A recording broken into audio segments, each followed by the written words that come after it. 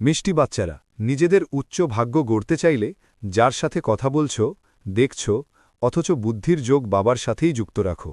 প্রশ্ন: নতুন দুনিয়া স্থাপনার নিমিত্ত হবে যে বাচ্চারা বাবার থেকে তাদের কোন ডাইরেকশন প্রাপ্ত হয়েছে?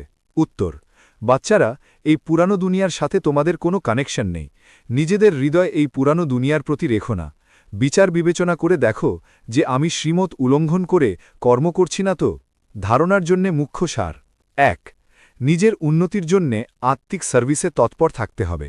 যা কিছু জ্ঞানরত্ন প্রাপ্ত হবে সেই সমস্ত ধারণ করে অপরকেও করাতে হবে। ২. নিজেকে সমীক্ষা করতে হবে। আমার মধ্যে কোনো আসরিক গুণ নেই তো? আমি ট্রাস্টি হয়ে থাকি, কখনো নুনজল হই না তো? বুদ্ধির লাইন ক্লিয়ার আছে? বরদান: পুরুষার্থের সূক্ষ্ম অলসতারও ত্যাগ করে অলরাউন্ডার অ্যালার্ট ভব। পুরুষার্থে ক্লান্তি হল আলস্যের লক্ষণ। অলস আত্মা তাড়াতাড়ি ক্লান্ত হয়ে যায়, আর যারা উৎসাহিত থাকে তারা অক্লান্ত থাকে। যারা পুরুষার্থ করতে করতে হৃদয় বিদীর্ণ হয়ে পড়ে তাদেরই আলস্য এসে যায়। তারা চিন্তা করে যে কি করব, এতটাই সম্ভব, এর থেকে বেশি পুরুষার্থ করতে পারব না, সাহস নেই, চলছে তো, করছি তো। এখন এই সূক্ষ্ম আলস্যের নাম লক্ষণ থাকবে না। এর জন্যে সদা অ্যালার্ট, এবার রেডি আর অলরাউন্ডার হও। স্লোগান: সময়ের মহত্বকে সামনে রেখে সকল প্রাপ্তির খাতা ফুল জমা করো। অব্যক্ত ইশারা: এখন সম্পন্ন বা কর্মাতীত হওয়ার ধুন লাগাও।